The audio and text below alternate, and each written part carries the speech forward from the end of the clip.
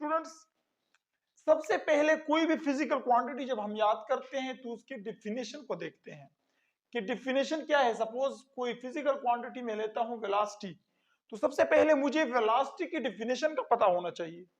हम देखते हैं the rate of change of displacement, ये इसकी डिफिनेशन बन जाती है। या displacement by time, displacement covered by a body and unit time is known as velocity.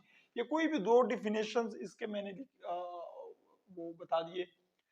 तो इसके बाद हम क्या करते हैं, हम सिंबॉलिकली इसको रिप्रेजेंट कैसे करते हैं। सिंबल, हर जिस तरह के वेलोसिटी का सिंबल ये है। अब अगर हम कोई दूसरी क्वांटिटी स्पीड देखते हैं तो उसका सिंबल ये है। अगर हम एक्सेलरेशन देखते हैं तो एक्सेलरेशन का सिंबल ये है। फोर्स याद करते हैं तो फोर्स का सिंबल एफ है। इस तरह अगर हम टॉर्क के बारे में बात करते हैं तो टॉ है इसका। तो स्टूडेंट्स, सिंबल दूसरी उसमें हम क्या करेंगे, हम इसके सिंबल को लिखेंगे, हेडिंग देख के इसका सिंबल क्या है। उसके बाद मैथमेटिकल फॉर्म लिखना इंतहाई जरूरी होता है। मैथमेटिकली हम लिखते हैं कि ये हमारे पास वेलोसिटी किस चीज के बराबर है, distance by time, displacement by time, या फोर्स जो है F is equal to m a, या टॉ, अगर टॉ के बारे में हम लिखते हैं तो ये हमारे पास आर क्रॉस एफ है।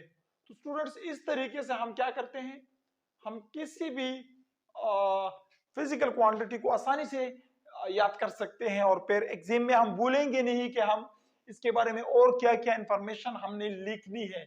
इसके बाद हम यूनिट के बारे में बात करते हैं। यूनिट इंतहाई अहम और जरूरी होता है कि इसका यूनिट क्या है, वेलोसिटी का यूनिट क्या है, वेलोसिटी को किस यूनिट में हम मेजर करते हैं, मीटर पर सेकंड। फोर्स का यूनिट क्या है, Newton, which is equal to KG metre per second square. इसी तरह टॉर्क का यूनिट क्या है। तो ये यूनिट जो है इसका याद करना जरूरी होता है। इसके बाद जो है नेचर, इसका नेचर क्या है, ये क्वांटिटी कौन सी है, आया इट इज स्केलर क्वांटिटी और ए वेक्टर क्वांटिटी। आया ये जो क्वांटिटी मैंने याद की ये स्केलर है या वेक्टर है। अगर हम वेलोसिटी की बात करते हैं तो उसको डायरेक्शन की जरूरत होती है, वेक्टर लॉ ऑफ एडिशन को ओबे करता है, तो ये वेक्टर क्वांटिटी है। अगर नहीं है, सपोज स्पीड की बात करता हूं तो स्केलर क्वांटिटी है, क्योंकि उसको जरूरत नहीं होती है डायरेक्शन की। साथ में अगर हम किसी मैथमेटिकल इक्वेशन की बात करते हैं या कोई प्रॉब्लम है तो जरूरी है कि हम डायरेक्शन को भी मेंशन करें। या अगर हम एक्सप्लेन करते हैं किसी एग्जांपल को कि ये सपोज एक बॉडी ये है वो मूव कर रही है, इतने डिस्टेंस कवर कर रही है इतने टाइम में, और अलोंग दैट डायरेक्शन मूव कर रही है, तो डायरेक्शन को भी मेंशन करना जरूरी होता है। और साथ में कोई भी एग्जांपल हो, एग्जांपल हम दे देते हैं। तो स्टूडेंट्स, अगर कोई हमसे पूछे, कोई क्वेश्चन है वो शॉर्ट क्वेश्चन है, तो शॉर्ट क्वेश्चन के लिए हम क्या करते हैं, डिफिनेशन लिखते हैं, जरूरी है, सैंपल, मैथमेटिकल फॉर्म, यूनिट और नेचर। ये चीजें जो है शॉर्ट क्वेश्चन के लिए इंतहाई जरूरी है। इनको हेडिंग देके तो इससे हमारा शॉर्ट क्वेश्चन कंप्लीट हो जाता है। अब अगर लॉन्ग की बात करते हैं तो जरूरी है कि हम उसको एक्सप्लेन करें, एक्सप्लेनेशन का हेडिंग इजाफी लगाएं। और एक्सप्लेनेशन में क्या करते हैं, एग्जाम्पल हम इसका लेते हैं, एग्जाम्पल्स मुख्तलिफ एग्जाम्पल्स है, और फिर एग्जाम्पल्स को हम एक्सप्लेन करते हैं। या फिर जो है यूनिट किस तरह हम इससे डिराइव करते हैं, अगर डिराइव्ड यूनिट है तो उसको हम एक्सप्लेन करते हैं। तो इस तरीके से हमारा क्वेश्चन जो है वो फिर 4, 5, 6, 7 लाइन से बढ़ के 20 to 30 लाइन्स हम उसको बना सकते हैं।